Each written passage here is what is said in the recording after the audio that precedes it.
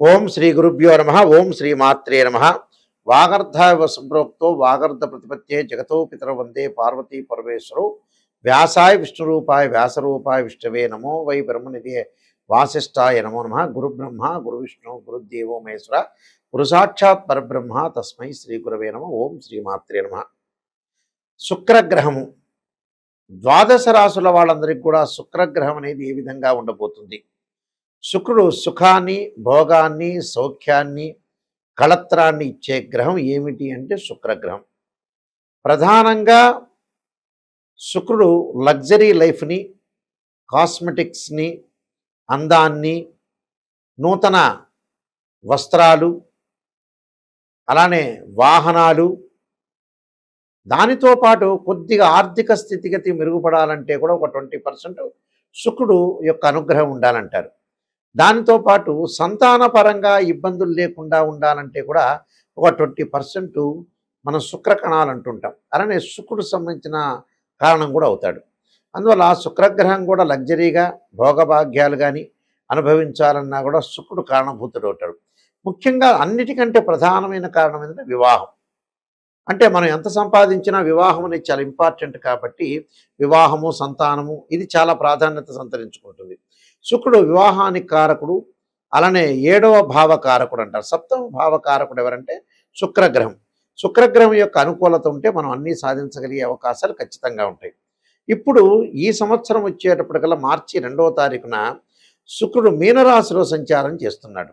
సహజంగా శుక్రుడికి ఏమిటి అని అంటే వృషభ తుల రాశులు స్వక్షేత్రాలు. ఉచ్చక్షేత్రం ఏంటంటే మీనరాశి, నీచక్షేత్రం ఏంటంటే కన్యారాశి. శుక్రుడు మీనరాశిలో ఇక్కడ ఉచ్చస్థానంలో ఉండటం వల్ల చాలా మంచి ఫలితాలు జరిగే అవకాశాలు ఎక్కువగా ఉంటాయి. కాబట్టి శుక్రగ్రహం అనేది ఏ విధంగా ఉండబోతుంది, ద్వాదశ రాశుల వాళ్ళకి మరి శుక్రుడి యొక్క అనుకూలత ఏ విధంగా ఉండబోతుందో మనం తెలుసుకుందాం ఒకసారి. మేషాది ద్వాదశ రాశుల వాళ్ళందరికీ కూడా శుక్రగ్రహం యొక్క ఫలితం ఏ విధంగా ఉందో ఒకసారి తెలుసుకుందాం.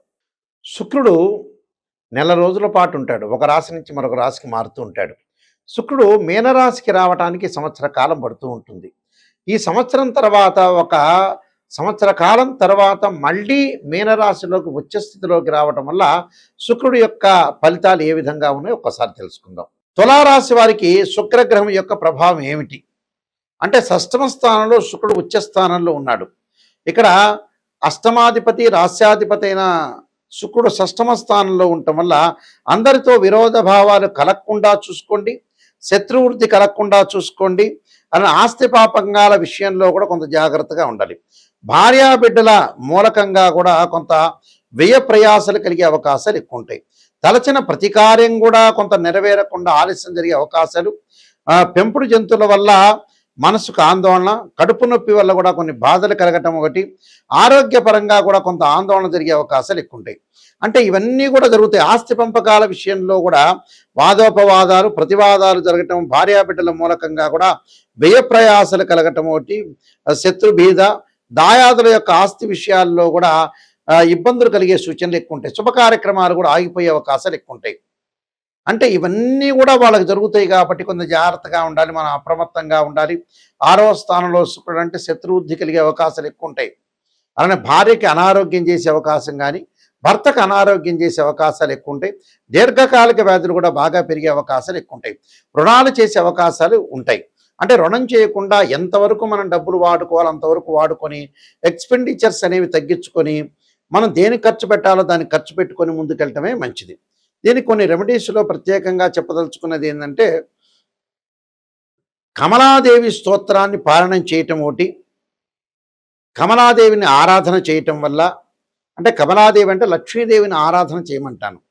లక్ష్మీదేవిని ఆరాధన చేయటం వల్ల కూడా చాలా మంచి జరుగుతుంది. వివాహం కాని శ్రీకృష్ణులు ఎవరైతే ఉంటారో వాళ్ళకి భృగుపాశుపదాస రుద్రాభిషేకం చేసుకుంటే మంచి ఫలితాలు వచ్చే అవకాశాలు ఖచ్చితంగా ఉంటాయి. శుక్రగ్రహ దోషం ఎప్పుడూ కూడా ఉండకూడదు.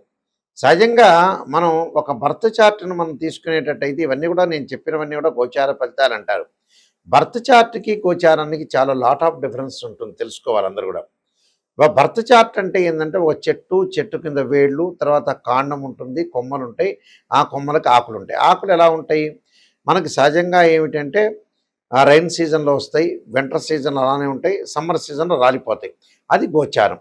ఈ కోకటి వేళ్ళు అంటారు చూసారు, అదే బర్త్ చార్ట్. ఆ బర్త్ చార్ట్ అనేది మన జన్మలగ్నాన్ని నుంచి ద్వాదశ భావాల్ని అనాలిసిస్ చేస్తాం. అంటే తనుభావం అని, ద్వితీయ భావం, తృతీయ భావం. అంటే తనుభావం అంటే తన యొక్క క్యారెక్టర్ని, ద్వితీయ భావం అంటే కుటుంబము, వాక్కు, ధరం, తృతీయ భావం వచ్చే సోదర భావం ఉంటుంది. సోదర భావానికి సంబంధించి ఎలా ఉంటాయి, అక్క చెల్లెలు అన్నదమ్ములు. చతుర్థ భావం మాతృభావం అంటారు, అంటే ప్రాథమిక విద్య. సంతాన భావం పంచోభావం, సంతానానికి సంబంధించిన విషయాలు. షష్టమ భావం అంటే శత్రువులు, రోగాలు, రుణాలు. సప్తమ భావం అంటే ఏమిటంటే వివాహానికి సంబంధించిన భావం. అష్టమ భావం అంటే స్త్రీలకు వచ్చేటప్పుడు మాంగళ్య భావం అంటారు. అలానే భర్త యొక్క క్యారెక్టర్ని అనాలిసిస్ చేసేది. అలానే మగవాళ్ళకు వచ్చే అష్టమ భావం వచ్చే ఆయుష్ ప్రమాణం. అలానే తొమ్మిదవ భావం అంటే భాగ్య భావం అంటారు, అంటే భాగ్యం ఎలా ఉంటుంది. దశమ భావం వచ్చేటప్పటికల్లా వృత్తిపరంగా ఉండేది. అలానే 11వ స్థానం లాభభావం అంటారు, లాభం ఎలా కలుగుతుంది. 12వ భావం అంటే ద్వాదశం, అంటే ద్వాదశ భావం అంటే ప్రేమ, లవ్ అట్రాక్షను, ఎక్స్పెండిచర్స్ ఇలాంటివన్నీ కూడా తెలిపేది 12వ భావం. అంటే ఇక్కడ ఇన్ని భావాలను కూడా మనం మాతృభావం, పితృభావంతో సహా అన్ని భావాలని, భావాధిపతుల్ని, రాస్యాధిపతుల్ని, అలానే దృష్టి, ఆయా ఆయా రాసుల్లో ఏ గ్రహాలు సంచరిస్తున్నాయి, అలానే D16 చార్ట్స్ను కూడా మనం అనాలిసిస్ చేయాలి.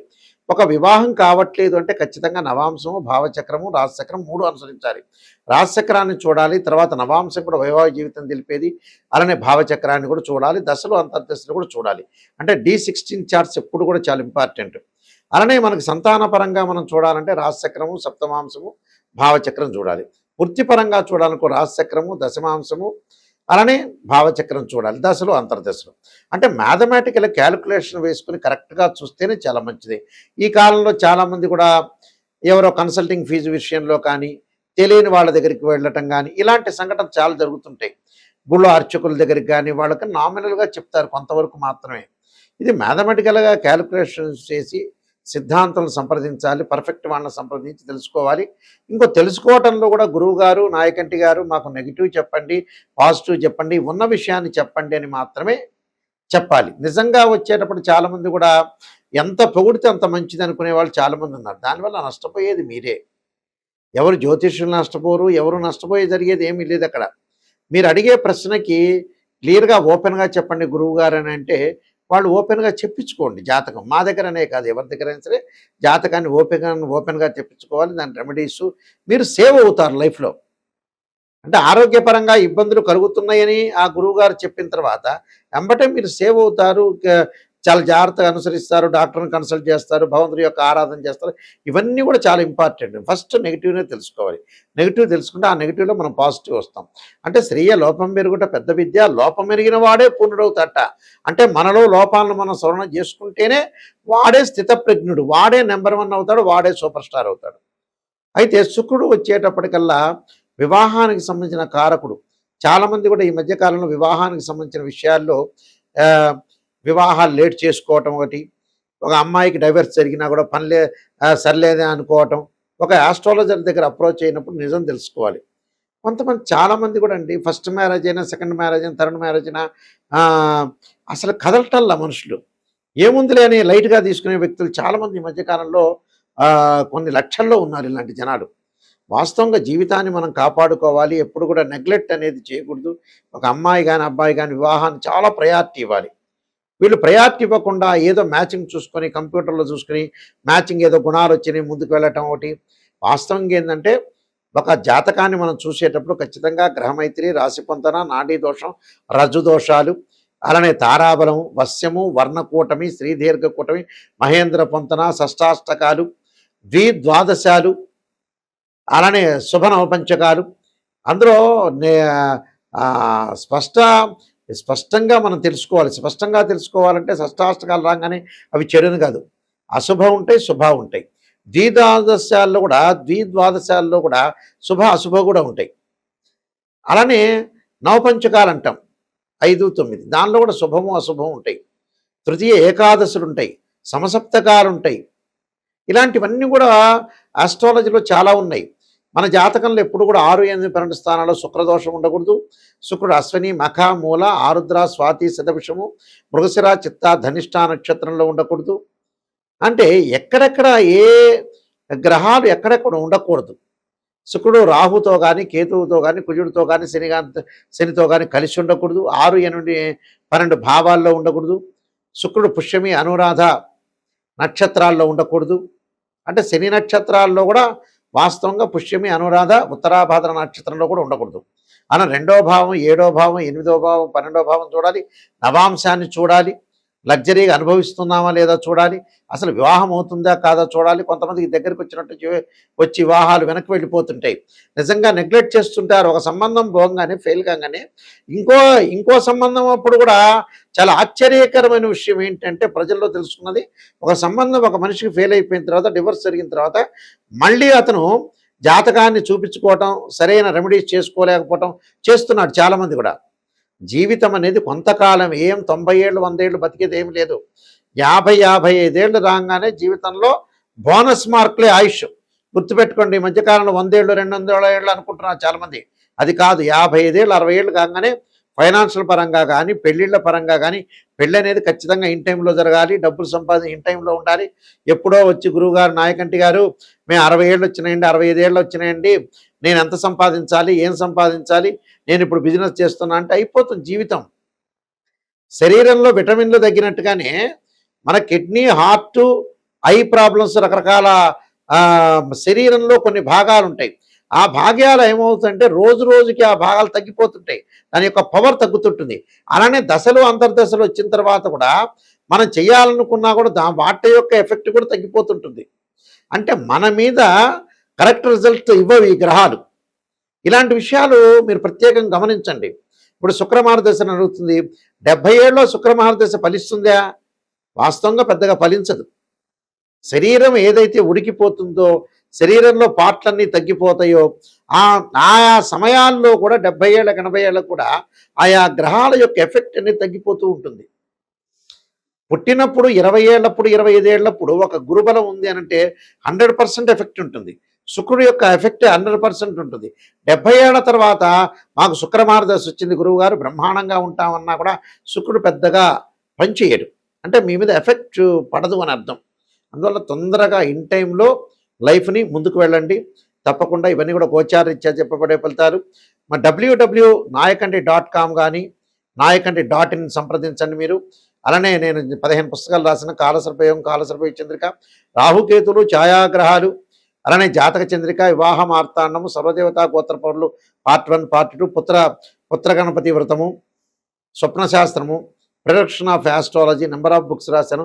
ఈ బుక్స్ మా బృహత్ పరిహార సింధు అని మా దగ్గర బుక్స్ దొరుకుతాయి. లేకపోతే రాజమండ్రి మోహన్ పబ్లికేషన్ వాళ్ళు కూడా మీరు సంప్రదించవచ్చు. ప్రతి విషయాన్ని ఎవరైనా సరే నన్ను సంప్రదించే వాళ్ళు నిజాన్ని మాత్రమే తెలుసుకునే వాళ్ళు మాత్రమే ఫోన్ చేయండి. ఎందుకంటే అనవసరం మీ డబ్బులు వేస్ట్. పొగిడించుకోవటం అంటే పక్కన వాళ్ళ చేతి పొగిడించుకోవచ్చు. నిజాన్ని తెలుసుకొని నెగిటివ్ అయిన పాజిటివ్ అయిన నాయకంటి గారు చెప్తారు అనే పాయింట్ మీద ఉంటేనే మీరు నాకు ఫోన్ చేయండి. లేకపోతే పోరాటం అయితే నాకు ఎట్టి పరిస్థితుల్లో కూడా ఫోన్ చేయొద్దండి. మా వెబ్సైట్ చూడండి. మా స్క్రీన్ మీద స్క్రోల్ అవుతున్న నెంబర్కి మీరు కాల్ చేయండి. నాకే డైరెక్ట్గా ఈ నెంబర్ వస్తుంది. మీరందరూ కూడా మంచి జరగని ఆశిస్తూ సర్వే జనా సుఖినో భవంతు.